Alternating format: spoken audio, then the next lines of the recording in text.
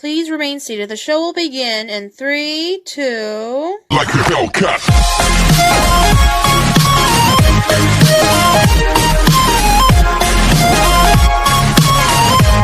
Hi, I'm FandomTraveller87. Wanna hear a ghost story?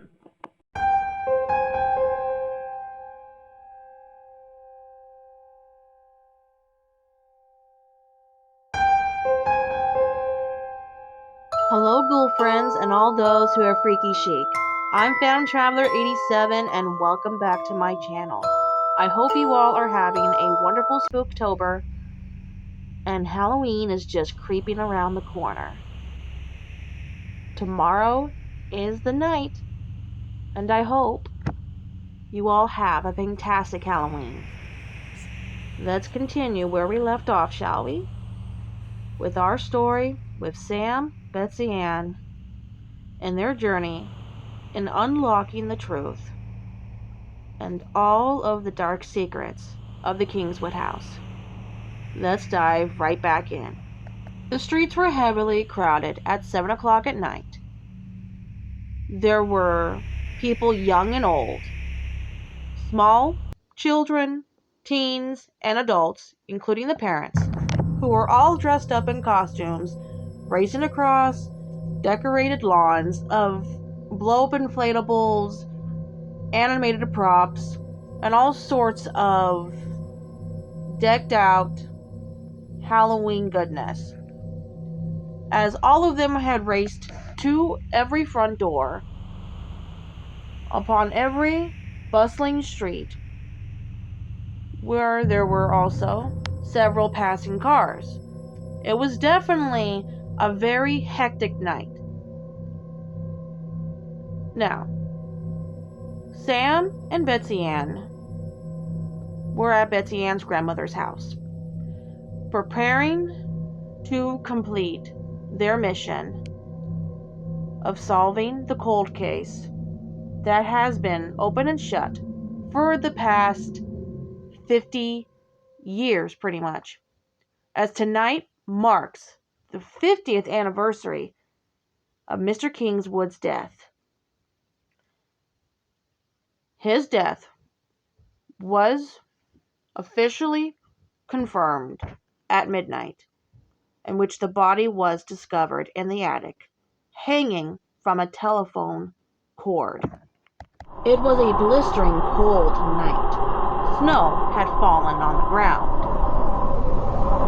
And despite their fears, and whatever doubts they seemed to have, the children, along with Tom Foley and Tallulah, knew that they had to be brave for one another. And once the streets had cleared, and they had to check to make sure they weren't being followed out of their own safety, they carefully made their way across the front lawn to the front door of the Kingswood house. It might have been ill-advised to go through the front entrance, as they weren't sure what was going to happen if they did. But if they had gone through the very back, maybe it would be a little bit more safer that way, considering how things had gone the last time. They still made it out with their lives. But something had drawn Tallulah to that front door.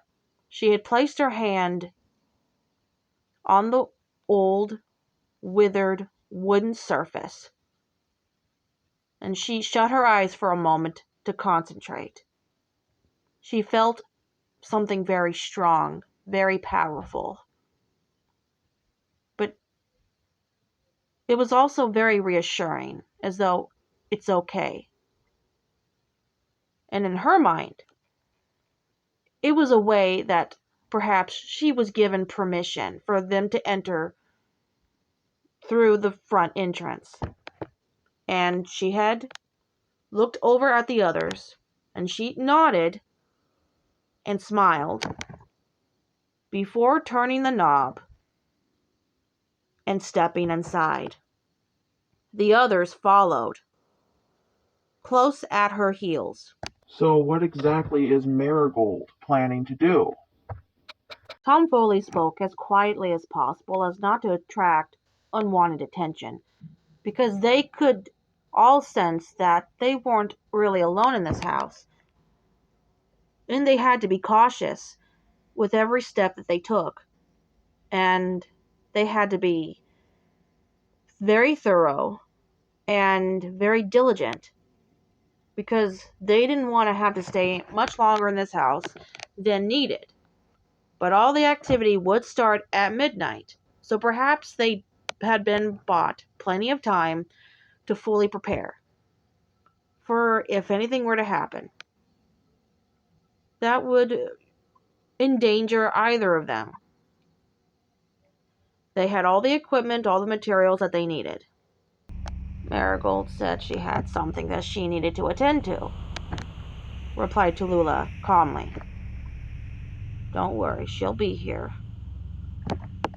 Where do you think the other half of Felicia's will is? Whispered Betsy Ann to her grandmother.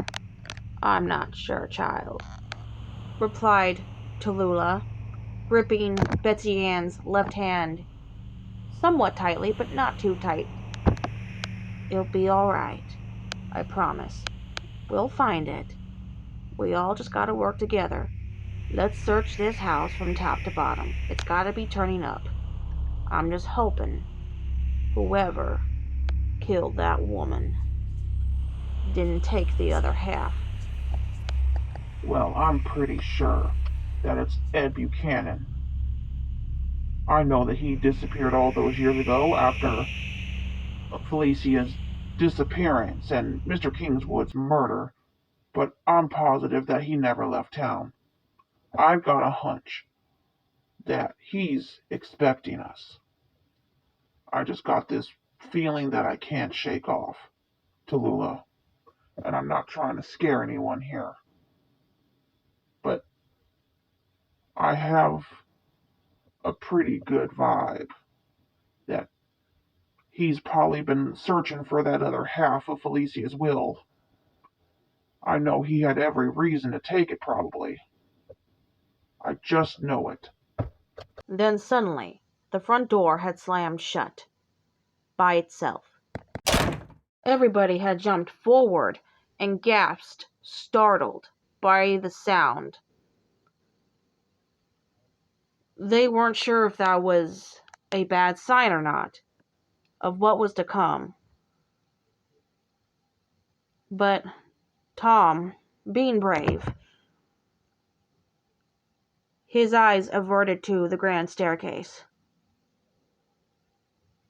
He had walked over and touched the railing at the very bottom step of the stairs. He felt a coldness. The temperature seemed to drop significantly to 25 degrees in the room. They could all see their breath at this point. Everything else around them, of course, seemed relatively normal. So far, at least. Tom Foley then slowly ascended the stairs, his body trembling, but he kept his chin up and kept going, despite everyone else's objection that he should go alone. But he silently scolded them and said, I will be fine. Just trust me, okay? I know what I'm doing.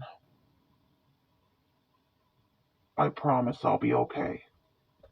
Tom Foley felt this push, this very desperate urge, as though something was pulling him to go all the way up to the very top floor. And in his mind, he could hear something say, Jack. It was so vivid, and as plain as day, he heard that in his ear, and something brushing up against his back. He could feel it. It was a very light brush, and a part of him was just telling him, screw this, just go back downstairs and join the others. But he knew that he couldn't. He just had to keep going. Regardless of what might happen, he had to do this. So, he made a left turn and headed straight for the nursery door. It wasn't locked or anything. Wasn't closed off. So, instinctively, in his gut, he just, without hesitation, went right over, put his hand on the knob, and quickly opened the door and made his way inside. The room was in relatively good condition compared to the others. Much cleaner. There weren't really any cobwebs, no mold, no torn, dusty furniture. It looked like time had slowed down over the last 50 years, where everything remained in its place, untouched. Tom felt this calming sensation, as though, everything was peaceful. Perhaps he had nothing to worry about. Tom was making his way around the room, starting with opening a dresser drawer, rummaging through every single one, and then looking behind and underneath everything that, of course, wasn't nailed down. Then he felt this very sharp migraine, this pounding in his head that was so fierce, and he grimaced in pain, and he was placing both hands on his head, gripping his curly, light gray hair tightly, and tears were streaming down his face. He then had this choking sensation, this burning in his throat. It was awful. And then his heart was having these palpitations. The beating was significantly just decreasing with its speed. He choked and he gagged, trying to get air. But the air was escaping him. It was as though something was just draining his life force. And he fought back against it the best that he knew possible. And then after a few minutes of this just terrible experience of nearly dying, the pain had stopped. Everything had went away, and he felt normal again. He couldn't explain it. And something made him look at the crib where baby Angus used to sleep. He made his way over to the crib, slowly, in very small strides. He peered his head over the small, white wooden railing to where Angus used to lay, and where he always spent his days when he was alive, of course. What Tom Foley found on that pillow and blanket inside of that crib was disturbing. there was this very old, brownish red stain that looked like blood. And when Tom Foley, for some strange reason in his mind, he just thought to just place his hand upon that blood-stained pillow and blanket. And then his head jerked back, and his eyes were bulging wide. He then got this vision, this very clear, distinct, just very gruesomely detailed vision in his head. It was like some sort of big motion picture. It was like an old film projection. Everything just plain and black and white all around him, as he had finally managed to get back into his standard position of being upward, and he took a moment to compose himself, and he spun around, and that's when it was like an instant replay of events that happened 50 years ago, on the very night that Mr. Kingswood was dead.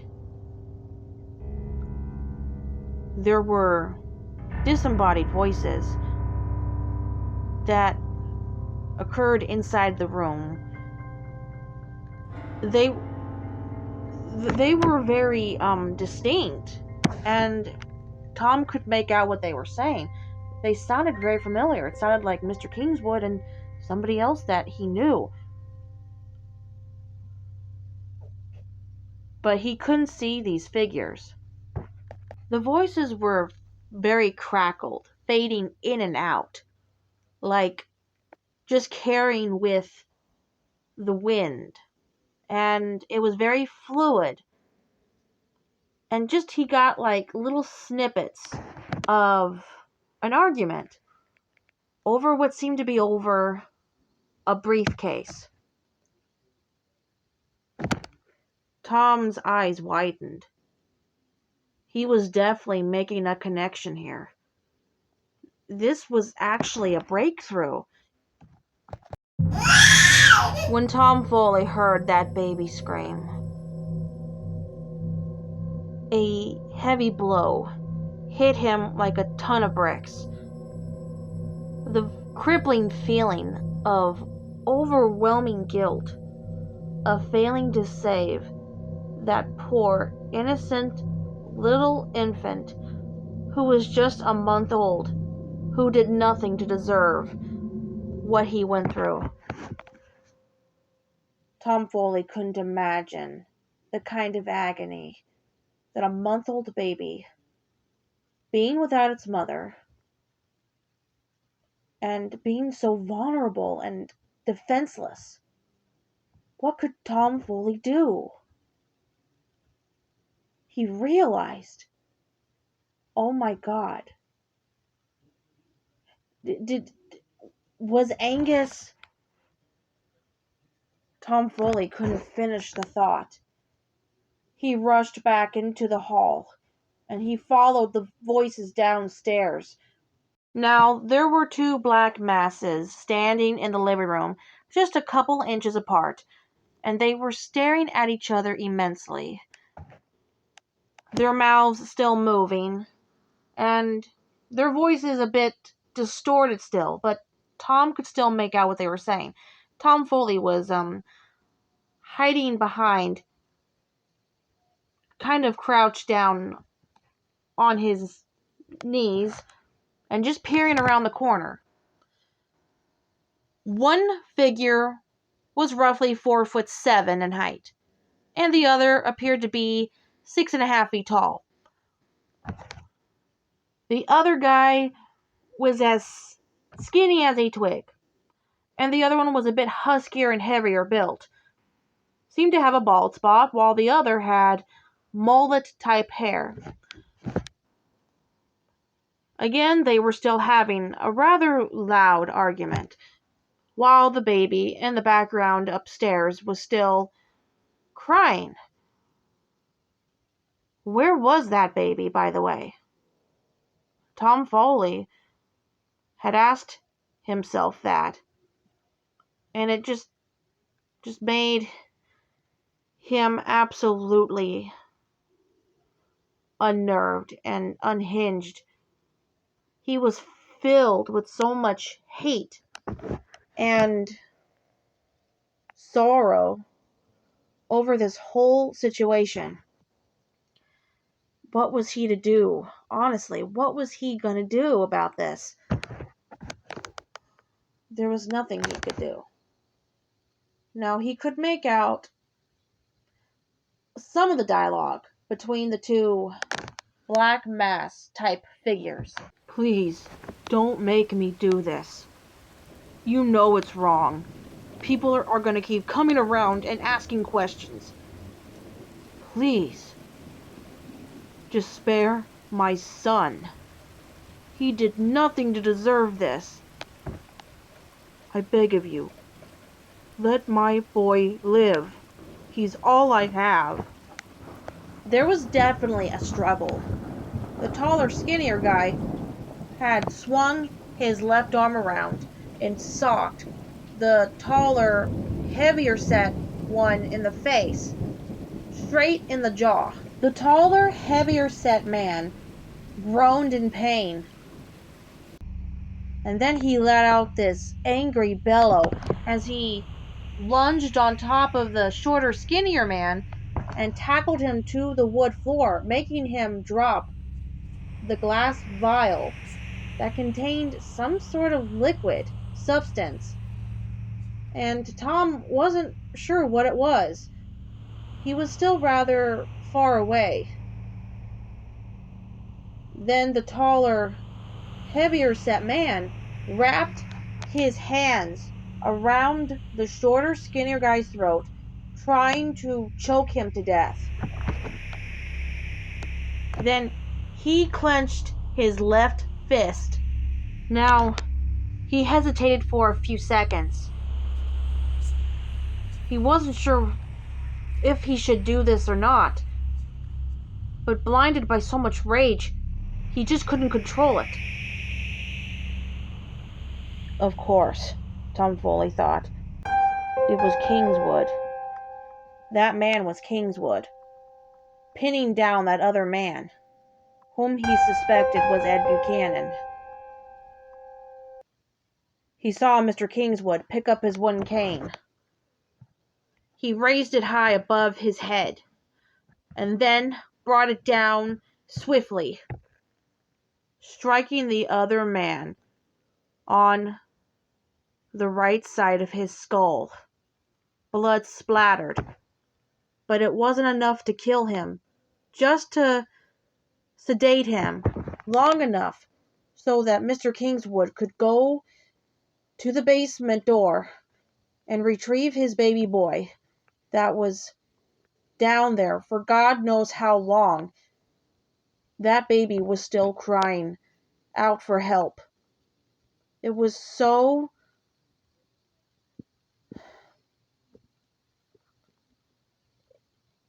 it broke Tom's heart. Then the lights went out, and Mr. Kingswood screamed. He screamed so loud, Tom Foley had to cover his ears because he thought that he would go deaf. The sound of bones snapping like twigs, a dim light flickering above them, showing the now full-body apparition of a pale white Kingswood being twisted like a pretzel, his body contorted, paralyzed with such fear as something had lifted him off the ground and was pretty much causing him to go completely numb. his face frozen in terror, unable to move a muscle. It was like he was being torn apart on the inside. Tom could see the white in his eyes. Was he being possessed? And then, on the very far right of Mr. Kingswood, as Kingswood was floating in midair, in some sort of trance-like state, that's when Tom Foley saw it.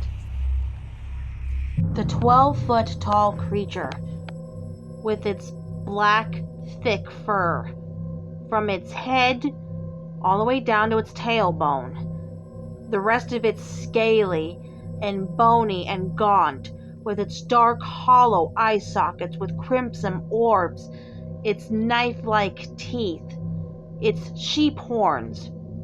It was just as he remembered, how they all had nightmares about this thing for years since they were small children. This thing had plagued them and tormented them to the point where they thought they would all go mad. This thing was attacking Kingswood. Did this thing cause Kingswood's death? Then there was a loud thud. Kingswood's body hit the floor, and it was motionless. Tom Foley couldn't see it because of how dark it was in that room, with only just the dim light of the chandelier in the main hall upon the ceiling. But the lights completely came back on, and then there was no one else in the room but Tom. But there was lightning and thunder, and something appeared in the middle of the wood floor, where there was a trail of fresh blood that led all the way up the rickety, carpeted, moldy stairs. The grand staircase just covered in it. Tom Foley came out of his hiding spot and slowly approached. Tom Foley picked up a glass bottle. He squinted his eyes for a moment, trying to focus his vision, as he brought the bottle closer, and he saw that there was a black label with a skull and crossbones. No. No. They couldn't.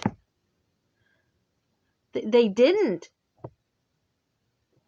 It couldn't be. No.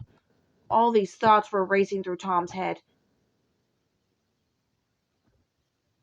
He sank to the ground on his knees, clutching the bottle tightly in his hands, and he broke down, sobbing once again. Baby Angus. He was poisoned.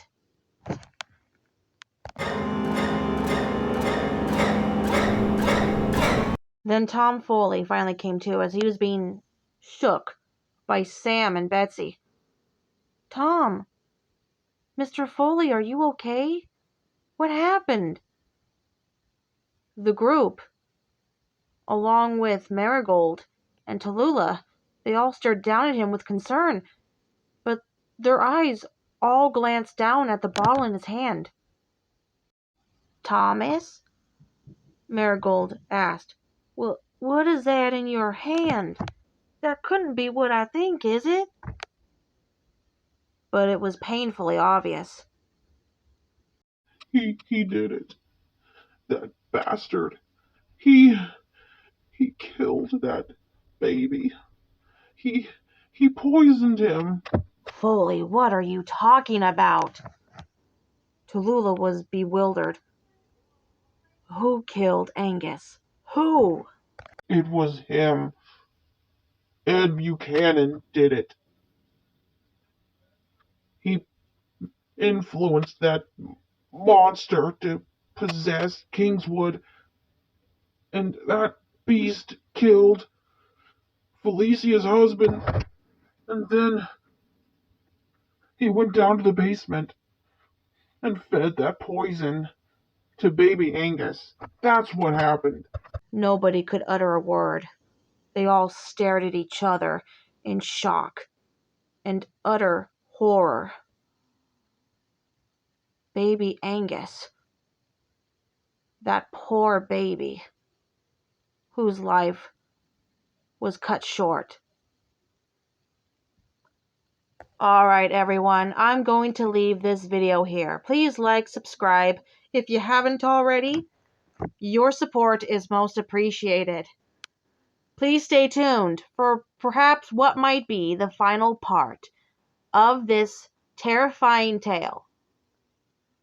I wish you all a fantastic Halloween, as the big night is tomorrow, in celebration of one of my favorite holidays. But you know, Halloween to many might come once a year, but for me, it exists all year round on this channel. So, hit that notification bell to stay updated for all other juicy future content. And by the way, go watch that new Five Nights at Freddy's movie. It's fantastic. Despite the bad reviews from the critics, the fan base loves it. Check out the Google reviews if you don't believe me. Anyway, thank you so much for watching. Until next time, keep your windows barred shut, your curtains drawn, and of course, always keep your doors locked, and always look underneath your bed before you go to sleep. I'm FandomTraveller87. Bye-bye for now. Pleasant nightmares, everyone. Bye.